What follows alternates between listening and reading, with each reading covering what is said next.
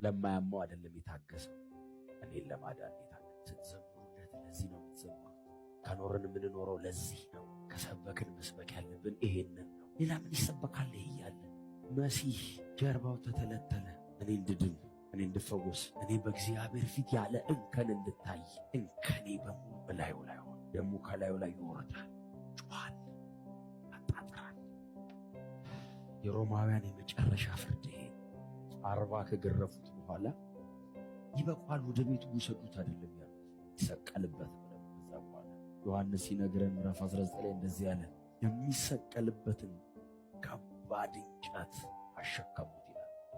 ያልተላገ ፕሮፐርሊ ያልተላገ እንጨት ሰውነት ላይ ሲያርፍ ምጭቅ ያረገ እንጨት እንደዛ ሳይበላ የዋለ ያን ሁሉ መንገድ ሄደ።